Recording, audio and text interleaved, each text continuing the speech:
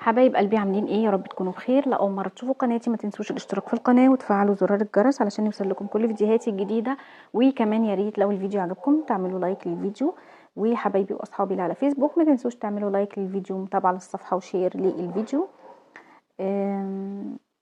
النهارده هنعمل مع بعض قراءه، هنشوف حبيبك شايفك ازاي، بيقول عنك ايه، هنعرف كل حاجه هو مخبيها جواه عنك.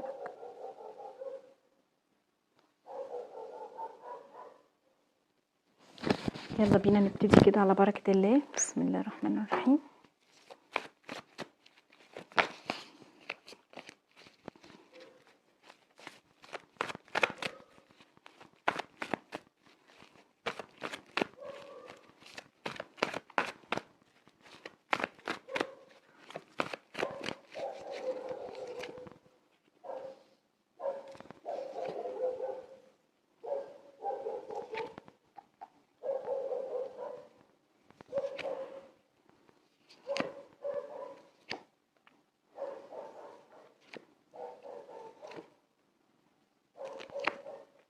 طيب يلا بينا نبتدي حبايبي. بداية كده، بداية القراءة، شايفة ان كان في حاجة، في امنية في حياتك او في حاجة انت كان نفسك فيها، ولو حصلت كنت هتبقى مبسوط جدا وسعيد جدا، وكانت هتبقى سبب سعادتك او حاجة مهمة جدا في حياتك انت كان نفسك فيها، لكن للأسف هي ما حصلتش. القدر كان مانعها شوية. ليه كان مانعها عنك شوية؟ لان لسه وقتها ما جاش، وقت فرحة تحقيق الشيء ده لسه ما جاش. تمام. شايفاك ان انت مدي ظهرك لحبيبك في شيء في العلاقة دي، او في شيء في علاقتك انت وهو انت مش راضي عنه، هو اللي بيبعدك عنه، رغم ان انت ممكن تكون بتحبه وفاتح لك قلبه يعني انت فاتح له قلبك سوري لكن عايز تاخد موقف، لان في حاجات مش عاجباك. انت عايز تحافظ على كرامتك، عايز تحافظ على كبريائك، عايز تحافظ على صورتك وشكلك قدامه. بالنسبة له هو، انا شايفه ان هو متلخبط متوتر. هو شخص عايز يعيش حياته شوية، وفي نفس الوقت عايز ياخد خطوة، عايز يعمل حاجة في العلاقة، فهو متوتر مش عارف يعمل ايه، مش مركز، مشتت ما بين توطيد العلاقة واخدين خطوة فيها، وما بين ان هو عايز يعيش حياته، فمش عارف يعمل ايه، مش عارف يكمل معاك ولا يسيبك ويبعد عنك علشان يعيش حياته بالصورة اللي هو عايزها. تمام. فشايفة عنده طاقة حيرة كبيرة جدا، ويعني ومش قادر ان هو يرسله على بر. زي ما قلت لك، شايفة ان انت لسه بتحبه رغم ان انت متضايق منه ونفسك ان هو يغير من نفسه، لكن للأسف هو شخص معتز جدا بآرائه وبأفكاره، ومصمم جدا على اللي في دماغه، ومش عايز يغيره.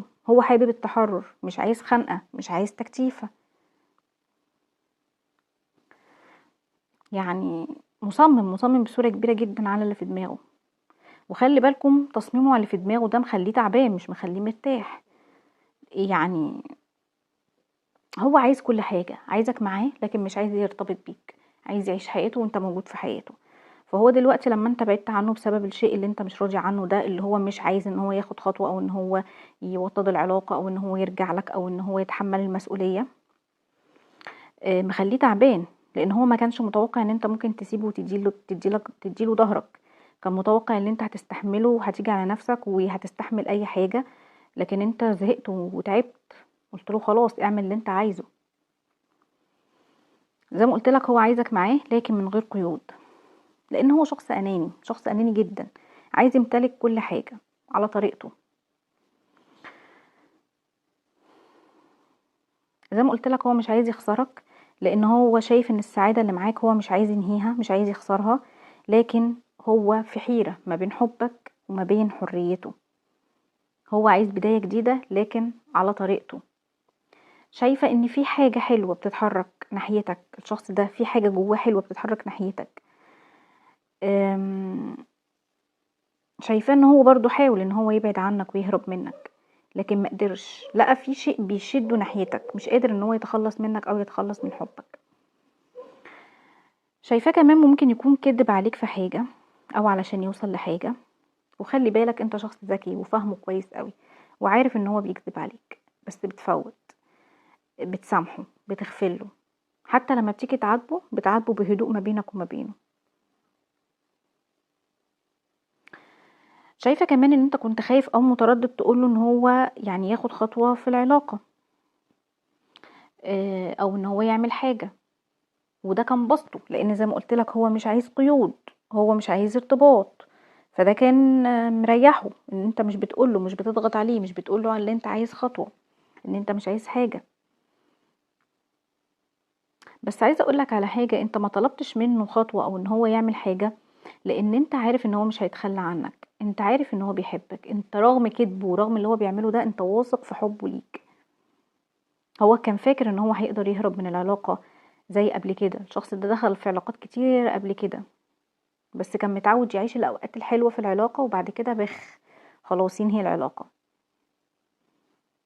كان متعود ان هو يدخل يعني يعيش شوية في اي علاقة ويهرب، لكن معرفش، وده مريحك مخليك زي ايه، قاعد كده على الارض صلبة، لان انت عارف ان هو مش هيسيبك، مش هيتخلى عنك بسهولة، وان هو هيندم في يوم من الايام على اللي هو عمله معاك.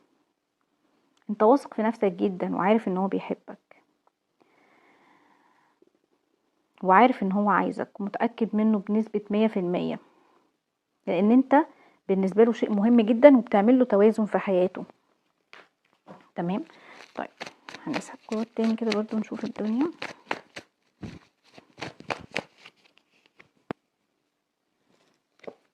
تمام.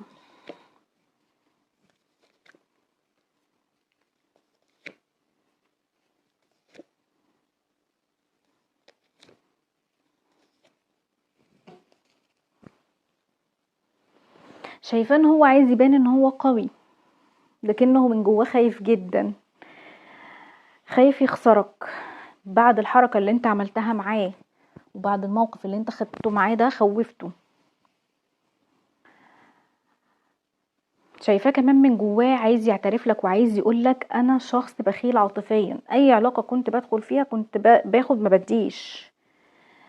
انا اتعودت على كده، ان انا طول الوقت اخد، عمري ما بدي لحد حاجة، لكن معاك حاسه ان هو عايز يديلك كل حاجة، وده بسبب الحب الكبير جدا اللي هو حبهولك، وهو دلوقتي عارف قد ايه هو بيحبك، وزي ما قلت لك ده مخليك واثق من مشاعره 100%، رغم ان انت عارف ان هو بيكذب في حاجات كتيرة جدا، وفي سلبيات كتيرة جدا، وفي حاجات مش حلوة كتيرة جدا، لكن نقطة حبه ليك دي هي اللي مقوية قلبك، وهو ده اللي فارق معاك.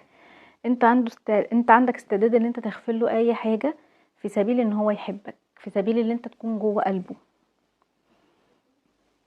لان دي اكتر حاجة انت بتدور عليها واكتر حاجة انت عايزها، او بتخليك ان انت تصبر على كذبه او تعديله، لان هو باقي عليك وعايزك، حتى لو انت يعني هتبعد عنه وهتديله ظهرك، فدي حاجة بسطاك جدا كمان.